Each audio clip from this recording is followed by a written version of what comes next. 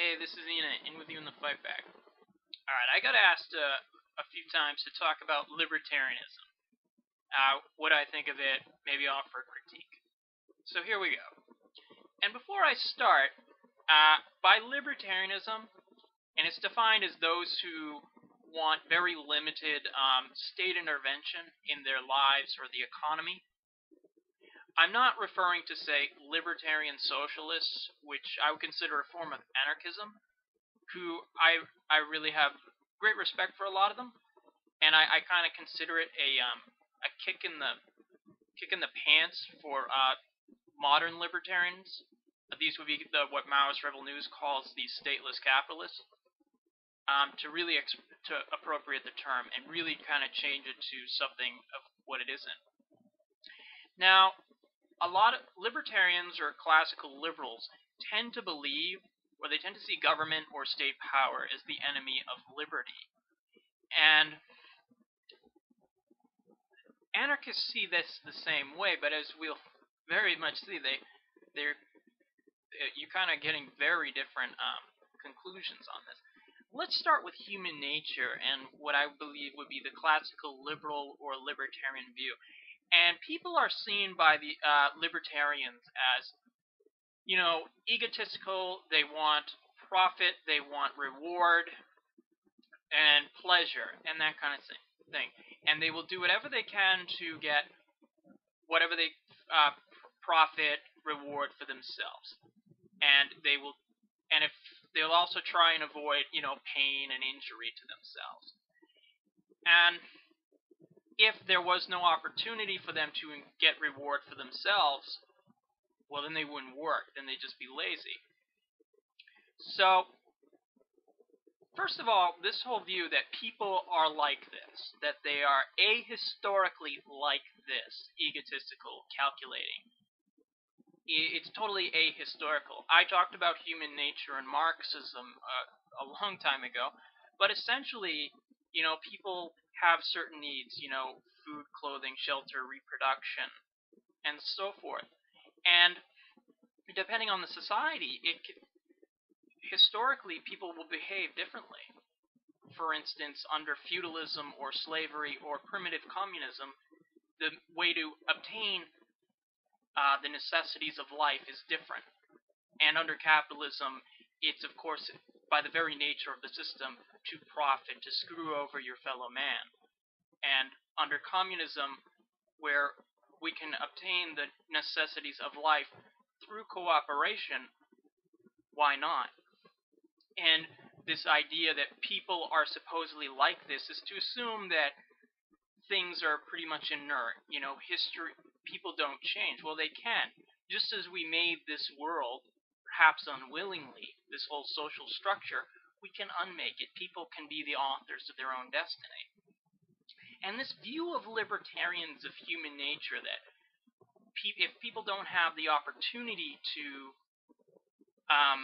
gain profit for themselves, to gain what they can for themselves, it leads them to oppose various forms of social assistance, for instance, wage laws or safety on the job. And you can see this in England during the 19th century, where very many classical liberals say you can't really have relief for the poor because they'll be lazy. If you're giving them a minimum wage, well, they were not going to work because, you're already giving them a minimum. Well, yeah, sure.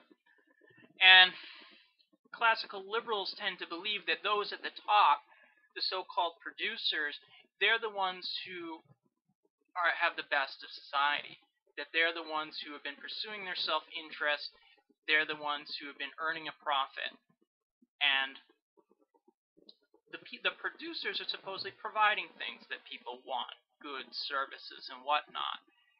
And these producers should be free to do what they can without government interference. Of course, producers like that, this is, of course, a capitalist, an industrialist. And they should be able to set the wage rates. If they can get it lower if wages are lower, why not? Why should they be interfered with? Because they're producing for society, supposedly. And libertarians tend to believe that if you are supposedly working for yourself, if you're a producer, you should be able to get the greatest possible reward. And because supposedly everyone is, I don't know quite how this works, but everyone is supposedly motivated by enlightened self-interest, to produce, to get a profit for yourself. Supposedly this will harmoniously lead to the greatest possible benefit for society.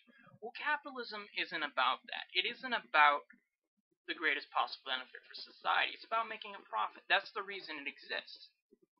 Because if you can produce a profit by building bombs and guns, which really don't serve really any socially necessary purpose, why would you do that instead of producing, shirts or low-income housing? And libertarians also believe that the state, and they believe the state exists, should maintain private property and the enforcement of contracts. And it should ensure that producers can do what they can without state interference. And this is, of course, a contradiction. Many modern libertarians, for instance, in the U.S. Libertarian Party, would want to have really no government at all. This is kind of a simplistic point of view I'm giving out, but they don't want government. They think government restricts, so therefore it shouldn't exist. Well, the thing is, classical liberals, they have a very kind of almost a schizophrenic view on the state. Protect property, protect individuals, producers, contracts. But those that supposedly infringe on producers' contracts and the whole dominant mode of social production should be suppressed. So if unions are striking for higher wages, call in the National Guard. If someone wants better safety regulations in a branch of industry, well, you can't do that. You're interfering with the producers who are supposedly benefiting us all. And because the producers are benefiting everybody, supposedly, not really, supposedly, and because they need to be able to engage in profit without interference, well, it's really all about individuals, libertarians don't really see classes. They don't see social classes the way Marxists do. So private property should be protected. It should almost be a whole sacred institution, and there should be no infringement upon private property. For instance, again, all the type of safety laws protecting unions and so on and so forth. And this means that kind of democracy is seen as threatening various forms of direct democracy, especially because if you're letting people, many of them who supposedly are lazy, who really are not producing, well, they'll want to infringe on the supposed producers. They'll want to say, tax them more to provide more social benefits. This is not necessarily communism or socialism. This is simply reforms within the confines of a basic capitalist structure. But for libertarians, it's seen as threatening big government, which, they're hostile to the welfare state. So what can we say about libertarians from this? Number one, their view of human nature is completely ahistorical. People have basic needs and basic wants, yes, but that doesn't mean people are supposedly all egotistical, coldly calculating, and, profit-driven. Because if you read history, anthropology, you see that people in different societies can act differently. And they can get their needs through different modes of production. And to assume that people are like this is to assume an ahistorical view of people. And, well, that's if you're going to just throw history out the window and just assume that people are like this, it's almost internalizing the whole capitalist social order. Because capitalism is almost made a natural thing. And capitalism isn't seen for what it really is. Producers, those with private property, in the means of production, are not seen for what they are, exploiters of the working class. They're only rich, they're only gaining profit because there are those under them who are working for them. And you can watch my video on Marx's labor theory of value to elaborate upon this point. But the truth is, if we didn't have the bosses, we'd be fine. We workers could run things ourselves.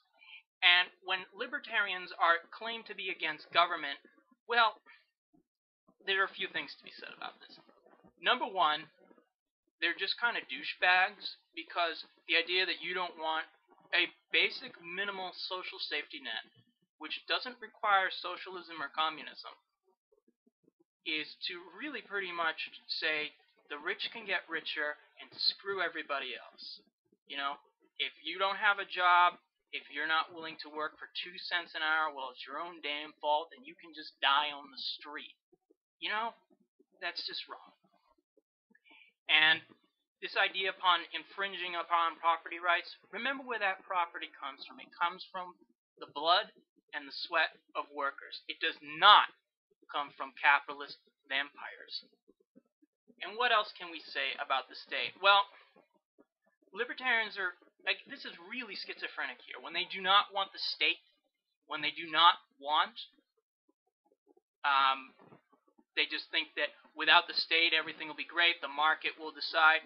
Well, the state exists for a reason under capitalism. It exists because when we have just enlightened self-interest, we just really have self-interest. The capitalists will do whatever they want. They will pollute, they will adulterate food, they will have no safety regulations because there's no one to enforce it. The capitalist state exists to protect the overall system against, say, the excesses at times of any individual member of the capitalist class. It's there to protect it, and without it, there would just be chaos. And if you want an example of without a state, look at Somalia. It's working out really well over there.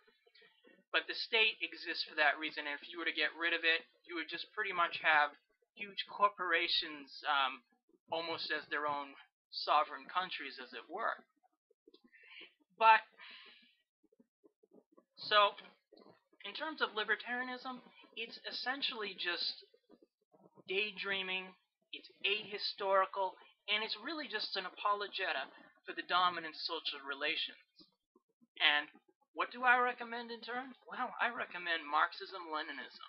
Until next time.